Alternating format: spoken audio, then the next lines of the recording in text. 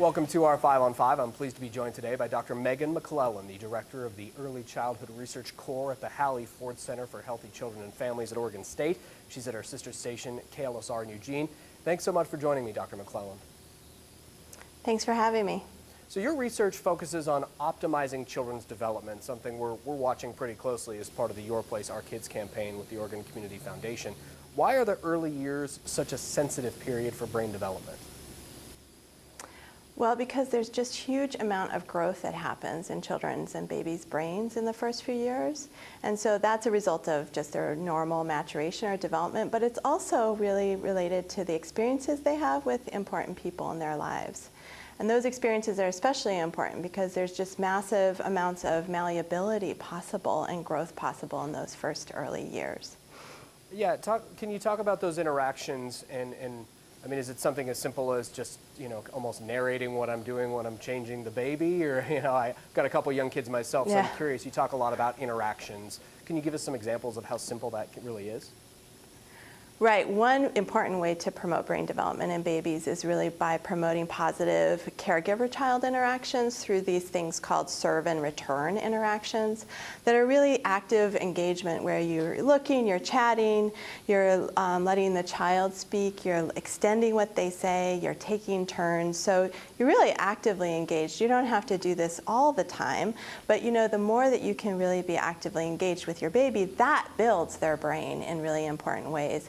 And that's super important because those positive relationships predict children's development and the foundational skills that they need to do well in school for the self-control and self-regulation skills that then predict how they do academically and also how they do in life.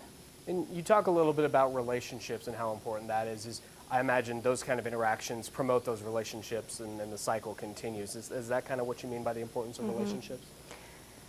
Yeah, I think especially with very young babies, those, not only does it build a baby's brain, but it forms the foundation for these really secure, important attachments that they have with people in their lives. And that the people around them are safe, that they can come back to, they can count on them. They can use it as a place to explore. Those relationships really lay the foundation for them then to develop so many different skills that they have and go out and explore the world. All right, well, we're going to take a quick commercial break. We'll have much more with Dr. McClelland in a moment. Stay with us.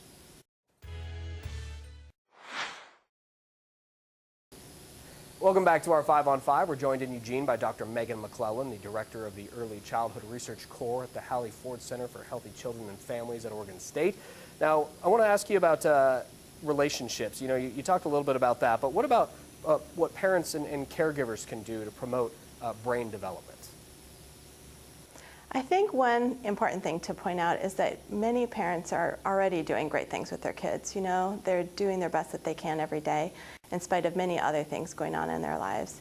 One thing to point out is encouraging in addition to the things they're already doing, encouraging those positive relationships and sort of taking time to actively engage with their children, playing with them on the floor, doing puzzles with them, reading to them, listening to them, talking to them, even babies, they're taking in everything that they see around them. So they're like sponges, and so everything that they see, they're processing that information in their heads and their brains. There's also a lot of, games and activities that parents and caregivers can do with children to build these skills. One idea is just taking everyday moments that you have with children in the car, at the store, at mealtime, or at bedtime, and turning those into more intentional sort of brain-building moments. So there's some games and activities through an initiative called Vroom that parents can download for free, and they're real research-based games and activities that you can do at home at the store. I have small children, and I did one once with my daughter at Costco, and we were talking about the list and how to go through the list and remembering what's on the list, and then she lost the list.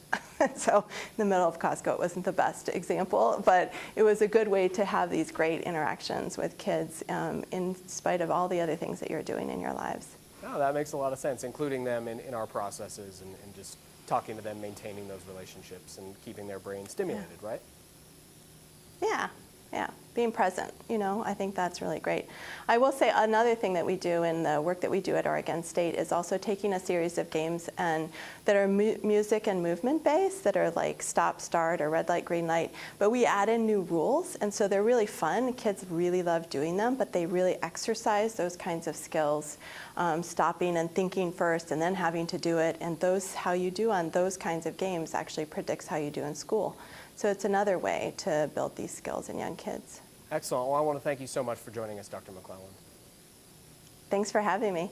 All right, and for more information about Your Place, Our Kids and how to help children, visit OregonCF.org. We'll be right back.